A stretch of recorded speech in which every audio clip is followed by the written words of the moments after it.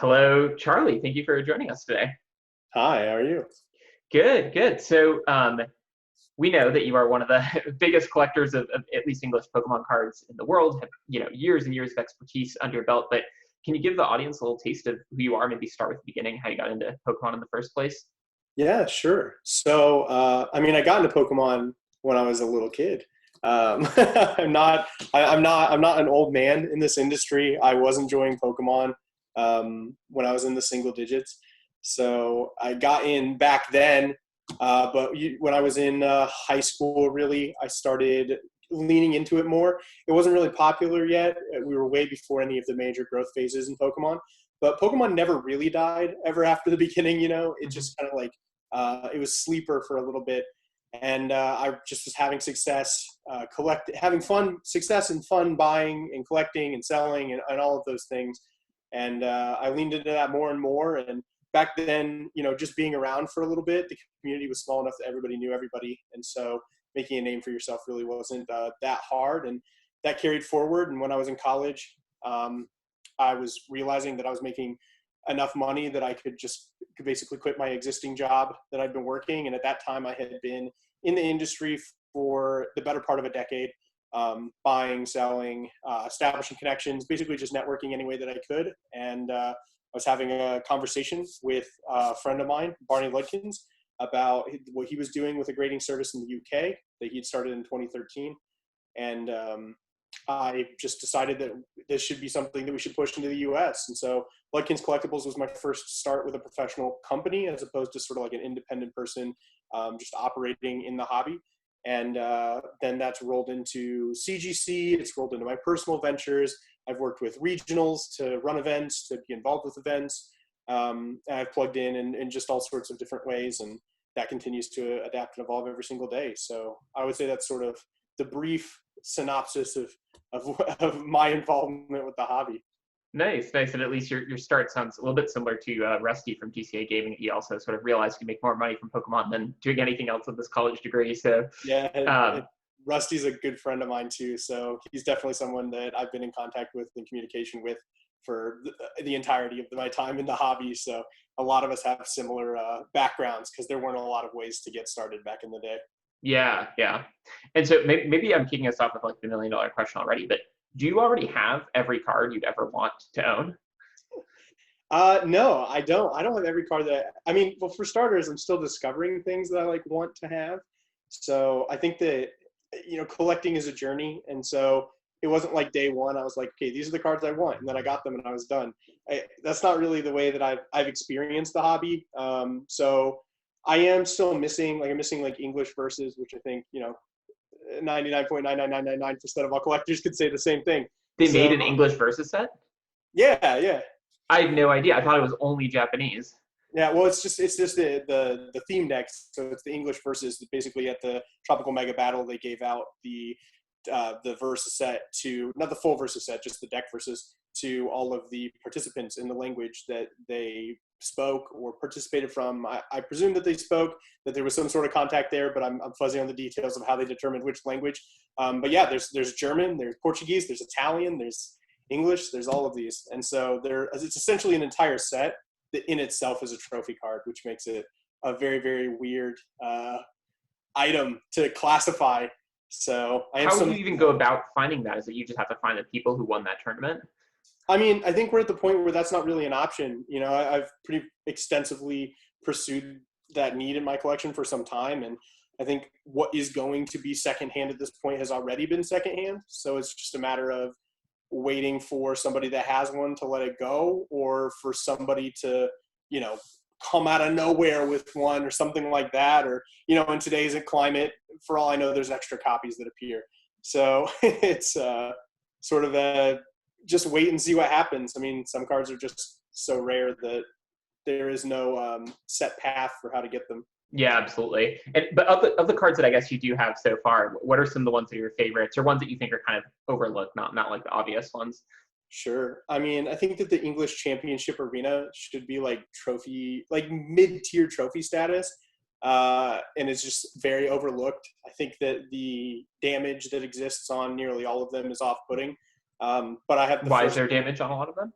Yeah, it came in so I have an article online and people can sort of just like search Championship Arena Charlie Hurlocker and they can read some of the more detailed history.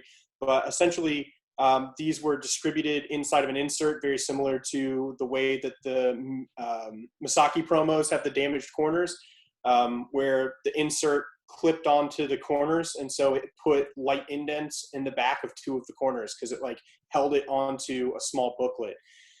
And so those were distributed like that and slid under hotel doors. And that's how they were distributed, essentially. And it damaged a lot of them in the process. So getting one that's not damaged, I mean, the way that I got my 10 is I purchased it off of somebody who was working that Worlds and obtained it prior to its distribution as part of, not like staff pay officially, but staff get kickbacks, and that's how they got theirs. And so they immediately sleeved it, threw it in a binder, and that eventually got the first 10. There's a few 10s now, but even of the 10s, I've graded three of the 10s now, and two of those, one has a crease and one has the indents, and PSA just simply overlooked them. So Wow. Even of the 10 population, which I think is like 5 or 6, I'd have to double check. I don't check up on it a lot after I put one in my collection, because I've already accomplished that goal, so I don't need to like hawk it, and I'm not like the kind of person who gets upset if other people are also winning. So How much did you pay that staff member for the ungraded one? I mean, back then I paid $1,000, which was just really unbelievably and unheard of. Like that was like big bucks. Yeah. So, but now I have absolutely no idea what a 10 would go for. I mean, again, I think that you look at the history and it's exciting. You look at the card, it's rare. You look at the condition, it's unbelievably rare to get it in that condition. But, more important in determining the value of a card than the natural factors around it is just simply how much people know about and talk about the card. So, that's like the rarest, the most expensive card in the world is not even close to the rarest, which is the Illustrator. And that's just because it's been talked about. So this is a card that doesn't get a lot of lip service, at least now. So the prices haven't taken off, even if all the conditions are right otherwise. Yeah, that makes sense. And so I guess I'm curious that, going into sort of another question of where you see the future there, right? Like it sounds like there's some cards where the price that it should be worth has been like realized, right? And others that have not yet been realized. Do you think all those rare cards are going to achieve their full potential, potentially get on par with the Illustrator Pikachu? Or you think that there's going to be a retrace, a downfall? Like where do you see the Pokemon market going? I mean, I think that the demand outstrips the supply in Pokemon for rare cards so ridiculously that you could have the demand and see no difference in price. So I just don't think that I'm not worried about it personally. I don't stay up at night worrying about a market crash or anything like that. I would be more concerned if I was in mass-produced cards, but when you're talking about rare promos, it's just not a problem. A lot of these cards were taking off before 2016 when we had our first major growth cycle that's led to sort of like the modern market as we understand it today. So I'm not worried about any of those dropping price per se. The only legitimate investment vehicle in Pokemon is rarity, like this scarcity that we are, that gets superimposed either by the conditions or by the natural manufacturing of them. But ultimately, all of these are property of Pokemon, so if Pokemon wanted to just print more, they could. I don't think that they're going to do that, and I'm not worried about it, but it is sort of like an artificial scarcity, so to speak, It's not like a rare earth metal or something where there's like nothing you can do to make more of them.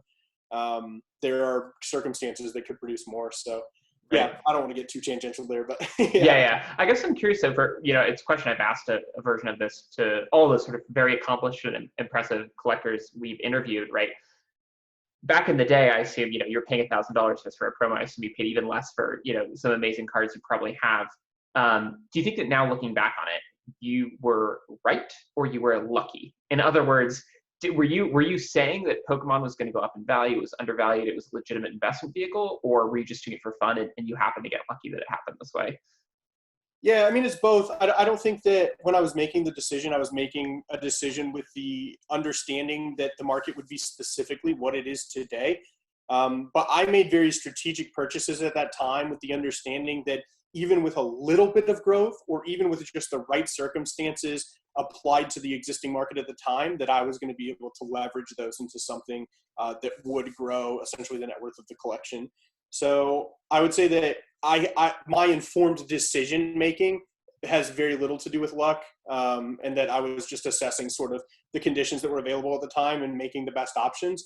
But I think that the growth that did happen, Pokemon made this insane marketing push into the TCG, even giving it a Super Bowl commercial, Pokemon Go, like all of these crazy factors that I think sometimes get too much credit for really the market growth, because there is so the years and years and years and years of keeping Pokemon relevant, of keeping Pokemon in the back of people's minds, of getting them to play the games, getting their kids to play the games. All of that builds into that moment, because you can't throw, gasoline on a fire if there's no fire. You'd just be throwing gasoline. So I think that all of it is a factor, but I think that what's lucky is that if you got in a long time ago and you stayed all this time and you made the informed decisions to focus on rare cards, to not get out when you saw market growth, then luck just takes what would have been a winning situation and makes it a huge winning situation.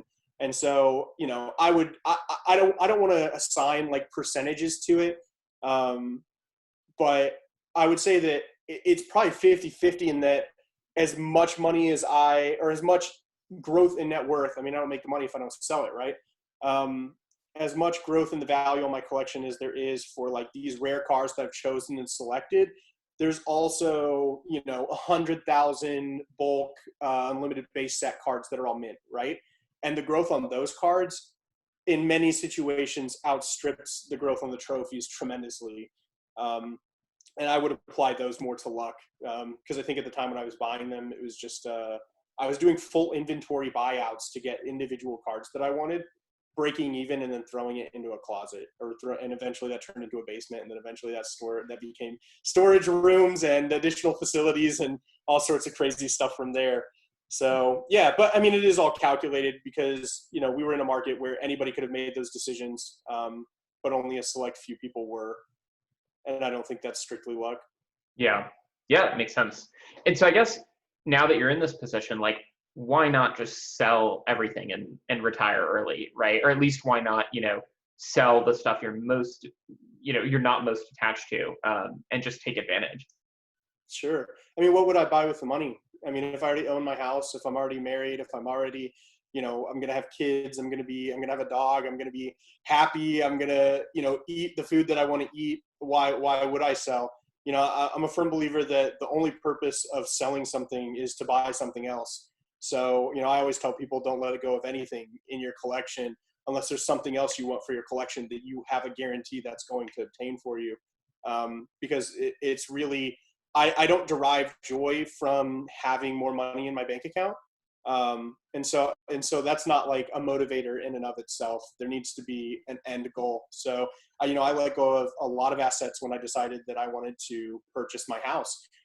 And I live in an expensive area. So because of my wife's job, and, that was a huge down payment that I had to come up with, and Pokemon stuff sold. And sometimes I'm shooting myself, because I'm like, man, if I just kept that one card, I would have 10x'd, but I don't live with regret because of that, because what I did with the money was so important to me and to my happiness and to my family's happiness that I don't have to regret making that decision. And if I had done it strictly for money, I would be living with that regret. So that's sort of my ethos around selling. Yeah, it's interesting. So I want to get a little bit more into something Jake and I start discussing, which is, the grading card companies. And I know you've recently taken up a position related to CGC. So can you tell us a little bit more about kind of what that is and how it works? Sure. Yeah. So CGC took a huge leap of faith, and made a massive investment in the legitimate, mature Pokemon TCG grading world by starting their company. And one of the first decisions they made is that they were going to hire a proper Pokemon TCG expert. And so what's so significant about them doing that is that there is no company. You have other companies that pay people per question, and you have companies that cut discounts to get like PSA will cut its experts a discount on grading in exchange for somebody to be there when they call with a question.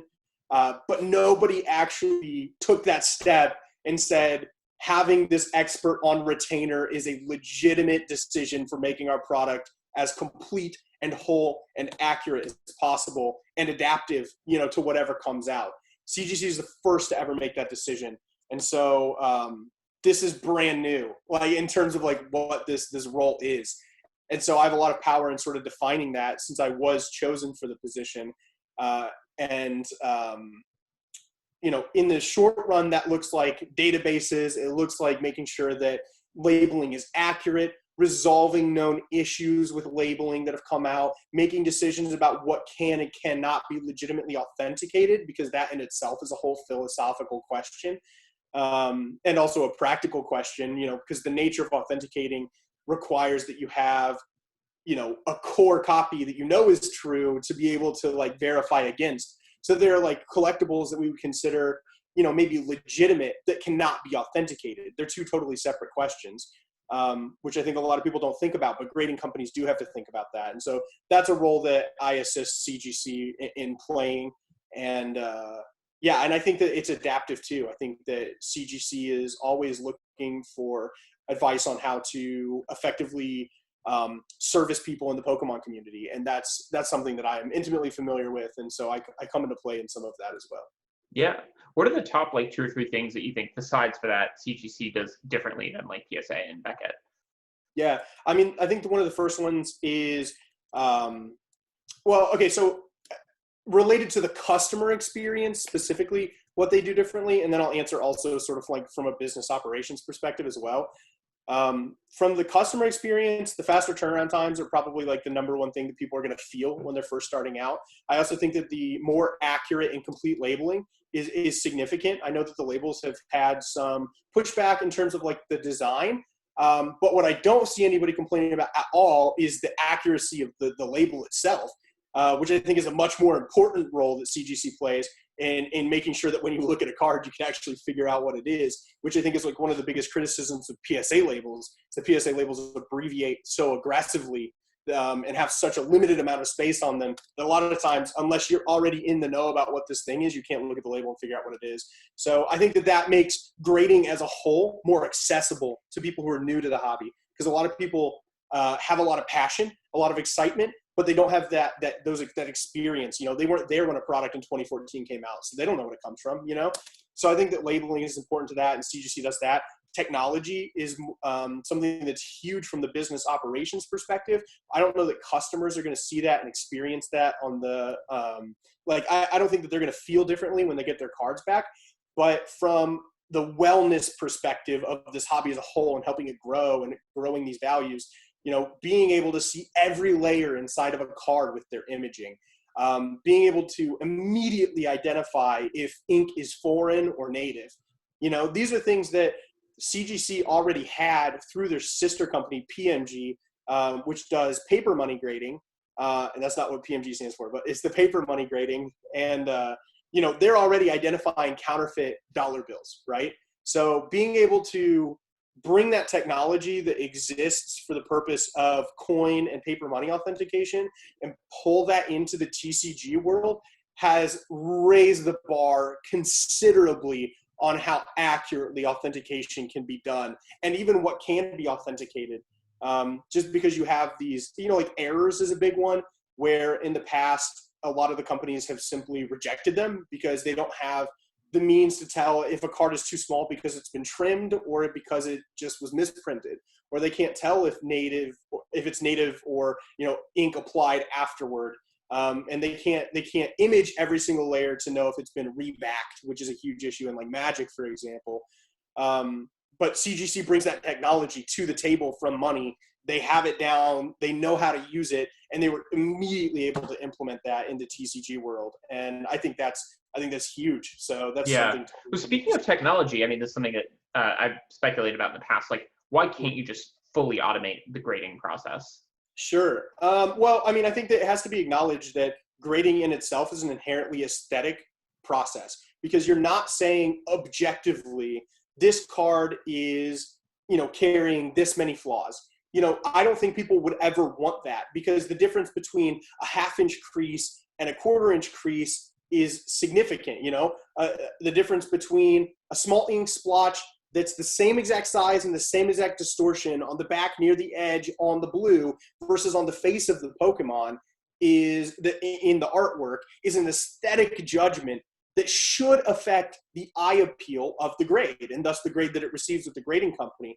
And so because these aesthetic elements are inherent to grading, completely switching over to an automated process would only leave you with two options. One would be to be brutal and to separate your grades from the actual way that collectors perceive the condition of their cards, which I think isn't meeting the service like where it's supposed to be. It's not meeting that demand.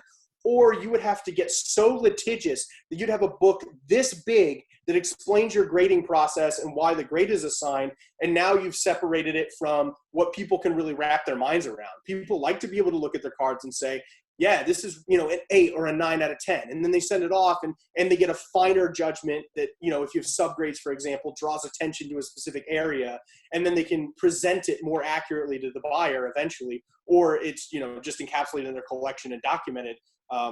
I think that using a partially aesthetic process allows humans to use our much more complex computing power and understanding and philosophical judgments to assign grades that we can all roughly agree on much faster, much more accurately, and much more satisfyingly than a fully automated process ever could. Mm-hmm. Yeah. I know we're almost at time. This has been great so far, but I want to do a quick lightning round. Sure. So favorite card from the WotC era? From the WotC era? Man, that's rough. I'm gonna go with a very, very basic one. I'm gonna go with base set Charizard strictly because of its significance historically to the hobby and to the collecting experience. I think that's my favorite card in terms of what it's represented and what it's meant for collectors throughout the 2+ decades now that it has existed. Yeah. How about favorite cards since the WotC era? Favorite cards since the WotC era? So we don't the WotC era more generally I probably have to go to Japanese cards. I think that the Master's Key is absolutely incredible. I think the way that the Celebi is in the background is just artistically, there's nothing like it. What is that? What is the Master's Key? I don't have one with me. I could have shown one if I had known to bring this ahead of time, but it's a Japanese trophy card. So you might pop an image up. Yeah. We can try to figure out how to do that. All right. Favorite Pokemon game you've ever played? I have never played the games. I'm only interested in the TCG. I have no nostalgic connection to the anime, the dolls, the merch, the video games, nothing else. Strictly TCG through and through. Wow. And so you never even played Pokemon Go? I tried to play it at the time. I was already into Niantic's previous game, Ingress, and it just seemed like such a dumbed down version of Ingress that I couldn't enjoy it. And I understand now that it's turned into something much, much bigger than what it originally was. But that original iteration was so boring and off-putting to me that I just stuck with Ingress. Got it. How about a card right now that you think is undervalued? Mm-hmm. English trophy cards, especially the full art Pikas, terribly undervalued.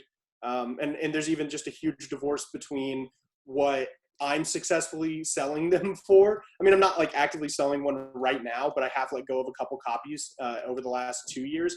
And those were so much higher than what I've seen sales since, and so much lower than the offers I'm receiving, that there's an obvious divorce right now between the amount of money that they're actually changing hands for and what people are willing to pay but have no access to and are not connected to the places where they're selling.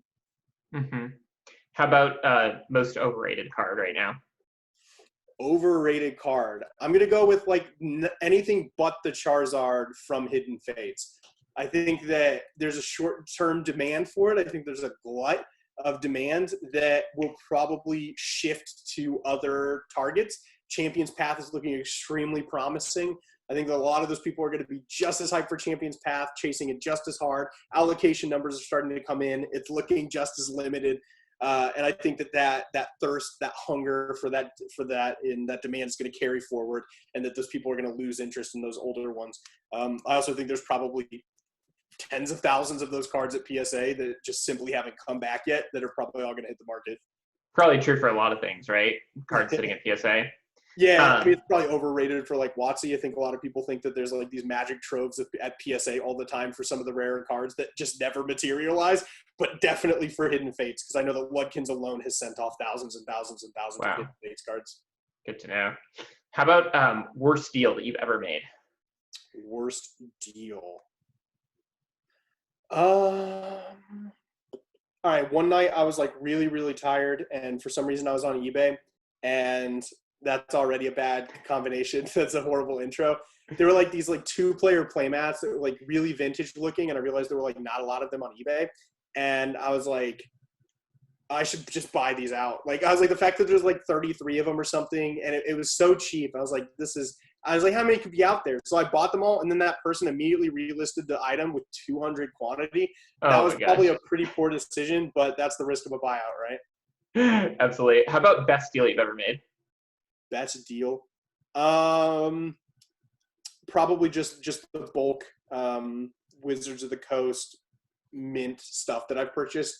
People used to do booster box breaks on those pretty consistently between like 2009 and 2013. And every single time that happened, I tried to buy up all of the commons and uncommons. Now, at the time, I was thinking like, these are really great artwork. There's no way that they stay, 10 to 20 cents. But I had no concept that they would be like $5 to $10.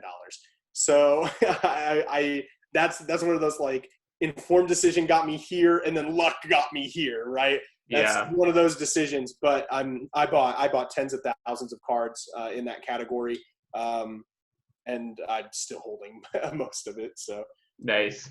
So last question: what is a piece of advice that you'd give to a Pokemon investor or flipper or collector?